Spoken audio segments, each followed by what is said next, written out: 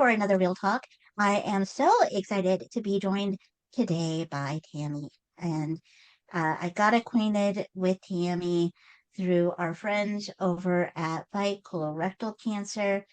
And as I got to know a little bit more about Tami's caregiving experience, I just could not be more over the moon to have her join us to share a little bit about her experiences, but also it is March, it is Colorectal Cancer Awareness Month. And so, you know, I love a month, I love a theme, I love ideas.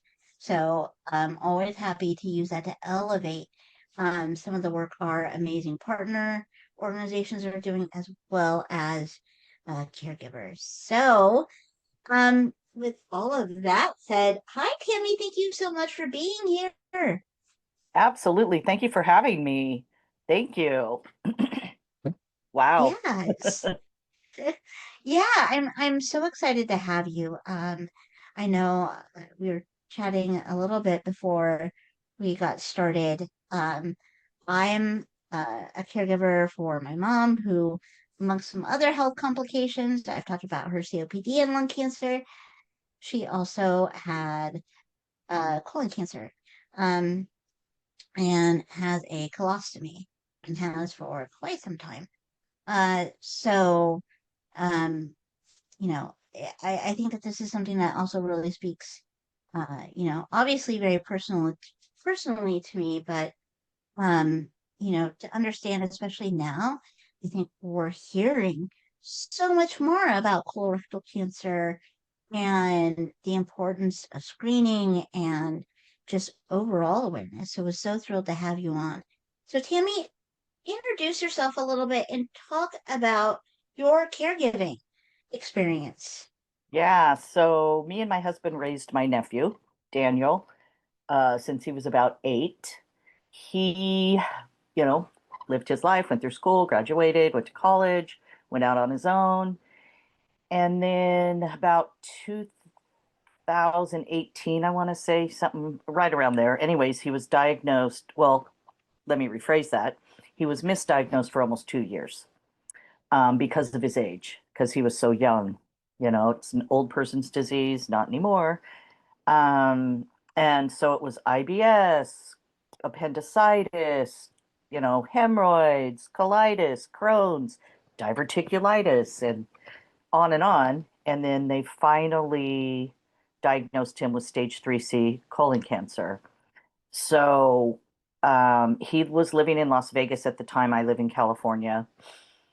And it was also right at COVID. So I couldn't go there. I couldn't go there right away. So then he went through chemo and radiation all on his own. He had several surgeries. He was told he was NED, and the cancer came back. And then I was able to get out there, and he was still going through chemo and radiation. And then he went to his friend's place in Montana or Wyoming, and they got in a car accident because he was told again he was NED, no evidence of disease. And they got in a car accident, was in the hospital, and they saw a mass in his stomach. And so he went back to Las Vegas, and that's when the doctor said, "There's no more we can do for you." So me and his mom went out there. Um, And I said, "What do you mean there's no more you can do? Then you need to find someone who can." And that was the beginning of my caregiver journey. I had no idea what I was doing. I had no idea the ins and outs of all of that. But once I said, "Then you better find out someone who can," they they went, "Oh no, she knows what she's talking about." I really didn't. I just said that out of desperation, right? So we had to find a hospital or a surgeon because they didn't have the skill set to do the surgery that was needed. So we called so many hospitals and they said, no, no, no. Everyone was turning him down because it was a very complicated surgery and he was told there was no more they could do. And so finally, a doctor at UCLA, Dr. Mary Kwan, established a team and said, well, if there's no more anyone can do, why don't we try something? So they flew him from Las Vegas to UCLA. He underwent a 14-hour surgery where they removed his cancer-ridden bladder. but they couldn't get it all. There were still some in his leg and other places the margins weren't clear. They did the best they could, bless him. But it ended up giving us another year with him. But during that time, he moved in with us. And so it was 24/7 caregiving, taking him to his, because then he was transferred to UCSF for all his treatments because we lived by San Francisco. And so that was taking him to all, we had to drive from my town, it's about 45 minutes away, to go get his chemo, radiation. There were stints in the hospital. So I was driving him back and forth. I was staying at the hospital, going to all his doctor's appointments, and then giving him all the meds at home. I had logs, I made myself logs, and yeah, it was 24/7. It's 24/7, right? So that's how I Yeah. got into that. Wow. So that's, when we talk about caregiving, especially in, I think, regards to someone has, you know, even if they have an illness that is kind of transpiring over uh, the duration of time getting that diagnosis, um, and seeing how quickly things may progress from there. Um, wow. Yeah, it was a lot. So, in terms of care, knowing that everyone's caregiving day to day looks different, what did some of your day to day caregiving look like, knowing that even person's day to day caregiving is going to look different every day? Yeah, so Daniel's cancer, it just kept getting worse and worse. And he ended up being on TPN, which is the nutrition through his port, 18 hours a day. So I had to get up, I had to prepare that bag and inject it with all the vitamins and everything and hook him up to that bag every day. I had to administer his medications every so many hours. He also had a colostomy bag, a urostomy bag, and when he had his 14-hour surgery, excuse me, um, after his 14-hour surgery, my husband was in the recovery room with him, and the patient next to him needed an x-ray. So the x-ray tech came, and the thing they put on you to block you, well, they kind of dropped it on Daniel and it popped open his lower stitch. Sorry, too much information, but it was our reality, and they couldn't sew that back. They just couldn't go back in. He just had a 14-hour surgery. When you have cancer, no one knew this. We didn't know this. I guess wounds won't heal. They're harder to heal. So he had a little open wound there. Well, that enabled the cancer to grow on the outside of him also. So not only was I changing his colostomy bag, which towards the end I didn't have to do very often because he wasn't able to eat. I had to do his urostomy bag, which was really hard because that one the skin starts breaking down, and it becomes awful. And then the one in the cancer growing out of him had to be covered too, because that's a living entity and it also is moisture. So that had to be covered with a bag. And then when it got to where he couldn't eat anymore, he had another G tube that would come out just to drain his liquids in his stomach. So I had that bag. He had like 4 or 5 bags. Yeah. And then the medications, trying to bathe him it was 24/7. So rough. Well, that is, I think, a very intensive Hmm. look at a day. Yeah. What, if you don't mind me asking, you mentioned, and I think this is such a very good point, you mentioned at the beginning, that when we think of full rectal cancers in particular, we often think of it as an older person's disease. But you mentioned that your nephew was diagnosed younger. About what Yeah. age was he diagnosed? He was diagnosed around 27, 27. or no, that's when the symptoms were happening. He was actually diagnosed at 29, actually diagnosed, but the symptoms he had for 2 years. So we always say from when he was 27, he had the cancer, but it was really before that because, you know, colon cancer slow growing, right? Polyps are silent until they're not. So, but actually, it was 29 he was diagnosed. He passed away at 32 days after his 35th birthday. So, yeah, he was young.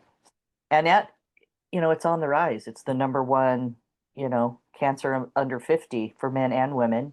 And it's the second deadliest cancer overall. So, yeah, Yeah. younger 20 to 49-year-olds. So I'm working with some other organizations too here in California. We're trying to get awareness for that because we have to do something. It's an epidemic. It needs to stop, you know. Yeah.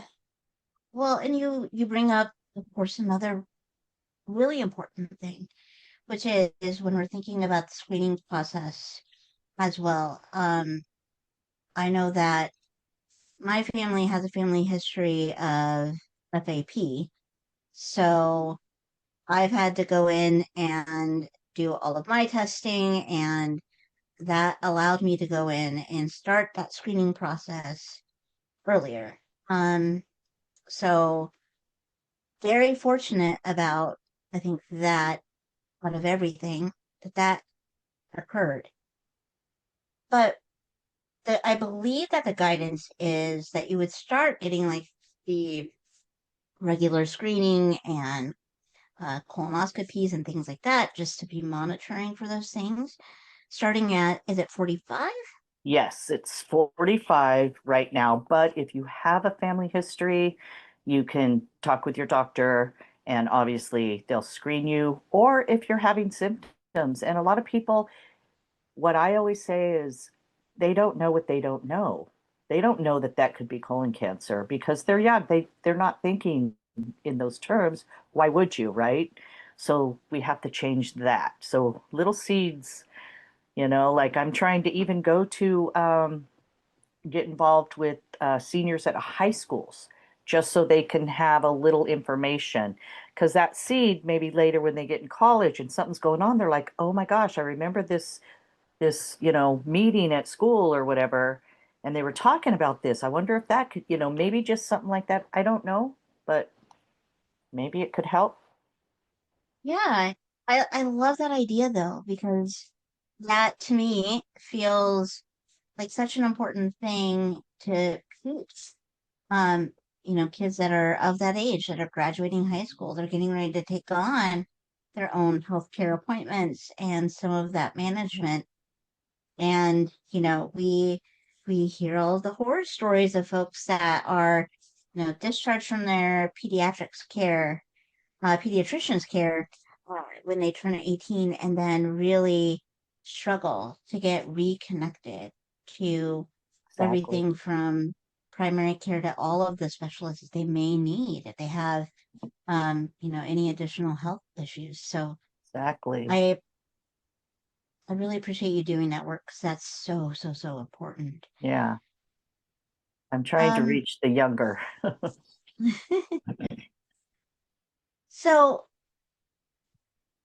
understanding a little bit about the trajectory of your nephew's illness and kind of your caregiving, one of the things I like to talk or ask any caregiver that I have the fortune of speaking with is what resources in those moments, or was there a resource that really was a game changer for you? Was there something that you discovered that you're like, this is so important?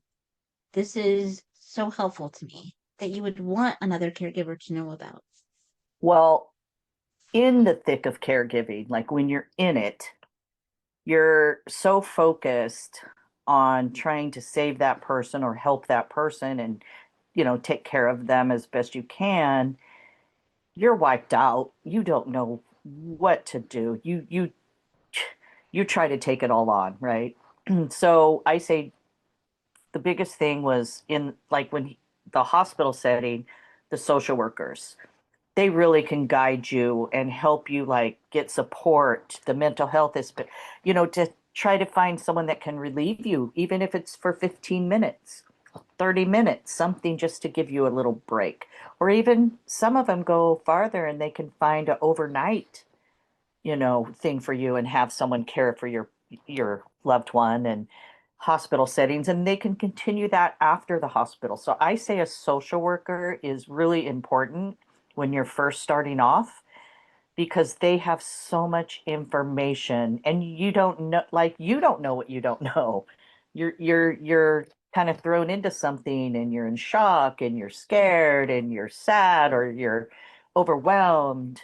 So yeah, social worker was huge for me to give me some help. So, and we just other caregivers and advocates too. If you, uh, you know, they know what you're going through. So later on down the road, if you connect with that, they're a big help too, because they understand exactly what you're going through.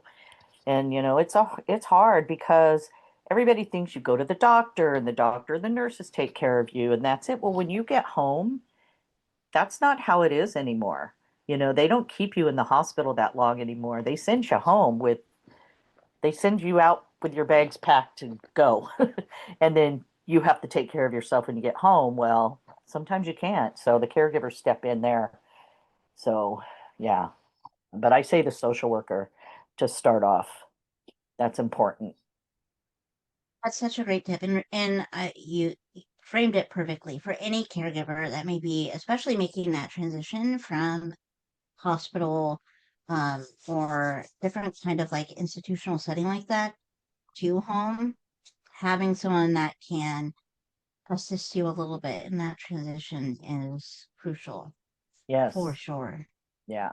And in-home healthcare was good too, that they would only come a couple days a week, but it was invaluable. That's how I learned how to take care of his bags, was from the wound specialist that they call them the wound care specialist. Mm-hmm. Mm-hmm. And we had the best guy, JB, and he came and we learned how, because he never saw the cancer growing on the outside of someone either.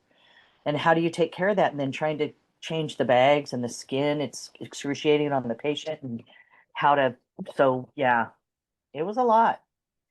It was a lot. So in-home healthcare too. You mentioned other advocates, other caregivers. Talk to me a little bit about getting connected with Fight Colorectal Cancer and becoming an ambassador. So when Daniel was still alive, he was in, it was called the Colon Club at the time. And the president of the Colon Club was, her name is Fong Gallagher. And after Daniel passed away, because they talked a lot, and we talked a little bit, me and Fong, but they were friends. And when Daniel passed away, November of 22, she contacted me in December and said, "Hey, I really think that you need to hook up with this organization called Fight CRC, Fight Colorectal Cancer, and go to Washington, D.C. to call on Congress. I think you would be really amazing at it. You should really do this." I'm like, blah, blah, blah, blah, I just lost him. Do I want to do this? But I did. I went. And I am so glad I did. It was so powerful because, I went there, I was still grieving. I was angry. I didn't really know what to expect. I didn't know anybody there, no one. And let me tell you, I left there with a new family. They were so caring. They got it, they knew we all had our stories to tell, and there were plenty of them. So that's how I got into Fight CRC. And then towards we were at the dinner, the big dinner they had, and there was a gentleman sitting next to me, and his name was Michael Stern.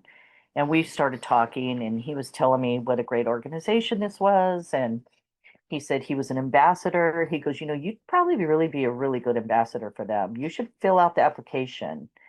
And I was like, well, what does that entail? And he told me, and I went, okay, maybe I will. So I filled out the application and they accepted me. And now I've been with them since 2023. I go to Call on Congress each year. Now I got Daniel's two sisters and their children. They went this year with me. I was a mentor to not last year's ambassador class. And then I'm a regional leader for them for my state for Call on Congress to help people that don't know how to speak to the representatives, and we kind of guide them and go to meetings with them and stuff. So I do that. And I just got back from the Cologuard Classic where everyone was. So yeah, they have a huge plethora of information for anybody newly diagnosed, um, to all the information on their website, fightcrc.org. And that's a good place to get a lot of good information. For sure. They've been an amazing partner with CAN over a number of years and was so happy to get connected with you. Um,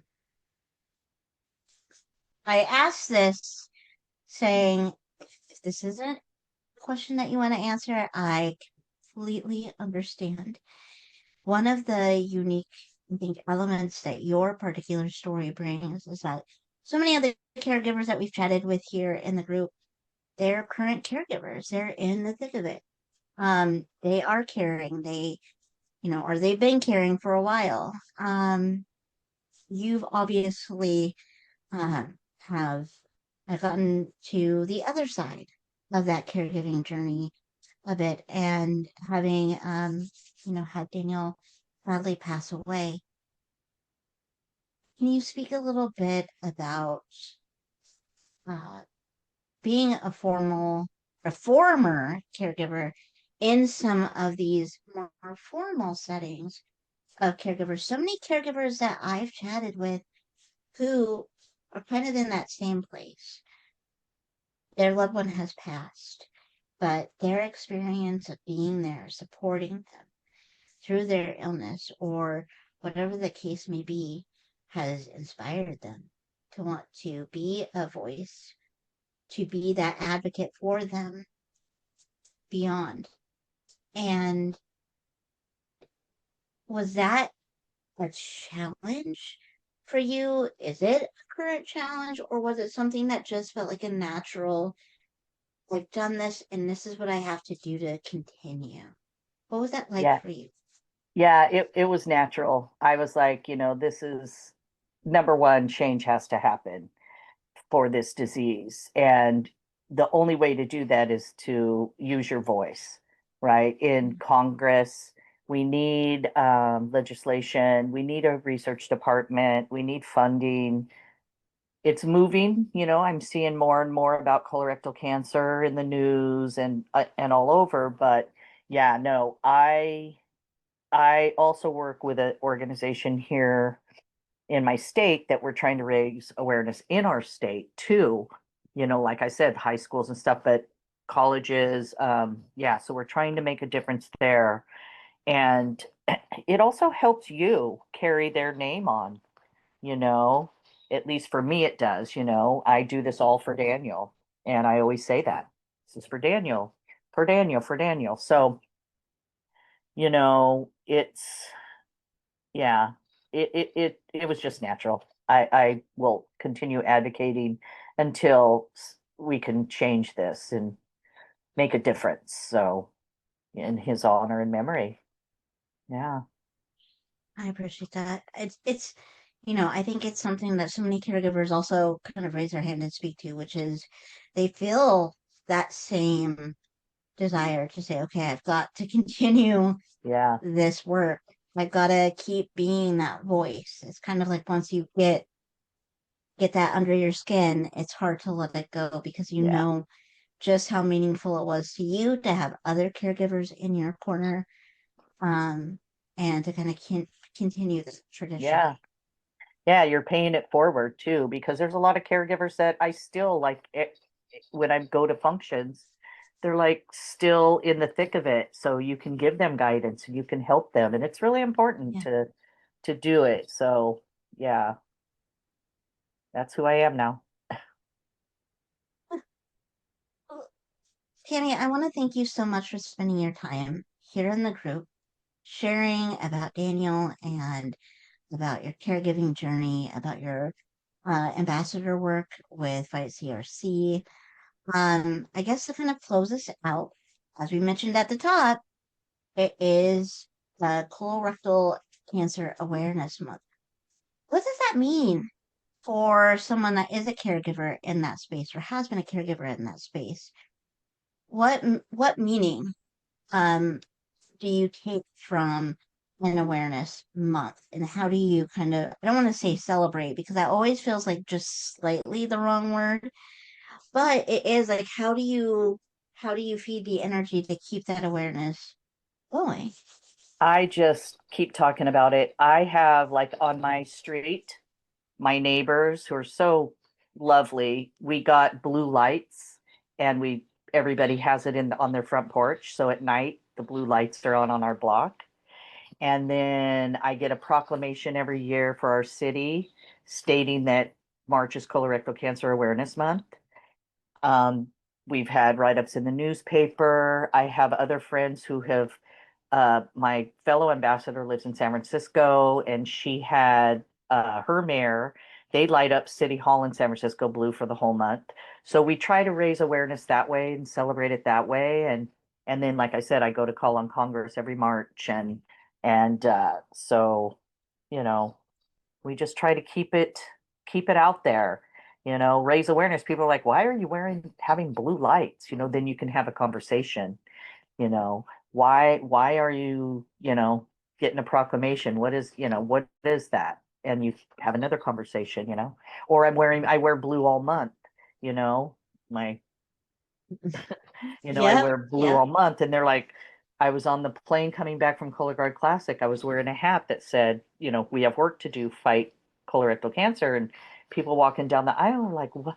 My uncle had that, or my sister's a GI doctor, or, this one girl said, oh my gosh, she was standing trying to get to her seat, looking at my hat, and she said, my dad just made a movie about colorectal cancer. I said, who's your dad? And she told me. I said, yeah, I just met with him in DC, and I'm going to Cologuard Classic. Andre is an Idiot is the name of the movie, which is everywhere now, which is a brilliant movie. Everybody, please go see it. I'm not affiliated with it, but it's real important about colorectal cancer. So those little moments, that's how you do it. Just those. I can't tell you how many conversations I had traveling just wearing a hat that says it. So, Yeah. yeah, I well, and what an important piece of that too. You mentioned, just other caregivers recognizing the statement and then all of a sudden being like, "Oh, wait, that's me too. yeah, Like this is mine." And I think we sometimes forget that there are so many caregivers out there that just haven't felt in that comfortable space to share, to raise their hand and speak on their experiences. And by wearing that hat, by putting up those blue lights, um, you're creating that space for them and inviting them into a space where they can share and be seen. So I don't think there's anything more truly more powerful as an advocate in that regard than that. So thank you so much, Tammy. This has been an amazing conversation, and I am so thrilled to have gotten connected with you. I hope that this is the first of many conversations that we get to have. definitely. Um, and in the group, I'll be sharing some Fight CRC's content and some resources it's hard to believe, as we get to the end of March. I cannot believe it that we are there already. I feel like we were just at January 1. Um, so we'll be sharing some of that information. But as always, I invite you, if you're caring for someone, or if you are currently caring for someone, or if you have cared for someone with colorectal cancer, please sound off in the comments. Keep the conversation going. Share your experiences. This is what this group is all about. So, share your experiences, what's worked, hardships, the joys. Um, that's what we're here to do. So, Tammy, thank you so much for your time. Thank you everyone for tuning in, and I'll see you all in the group. Thank you. Thank you for having me. Of course. All right, let me just bob right over here and turn this off.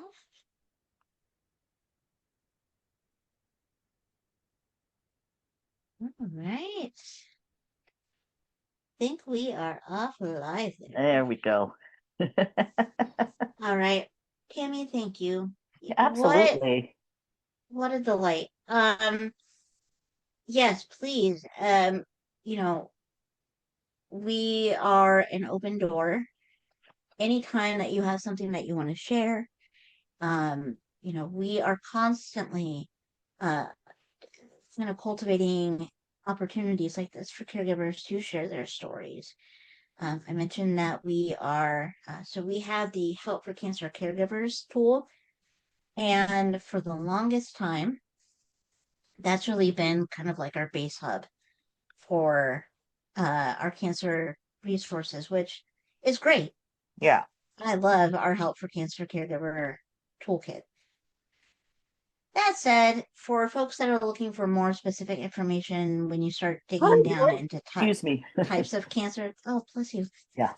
types of cancer, we really want to be expanding on that. So we Yeah. do have a few cancer specific resources that will be coming out, including colorectal cancer. So, I'll definitely ping you when we have that up.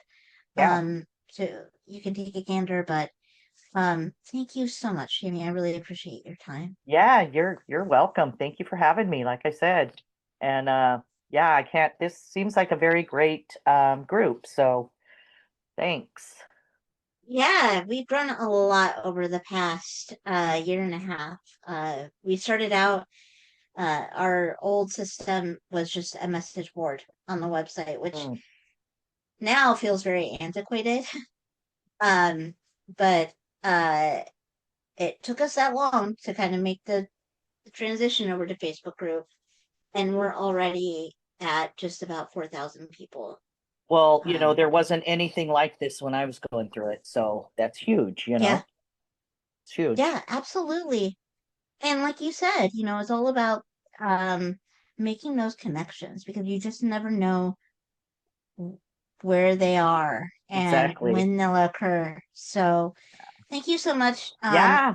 All this is in the group now, so please feel free to comment, to share. Okay. But thank you so much for being here, and I will be in touch. All right. Take care. Thanks. Bye. Yeah, bye.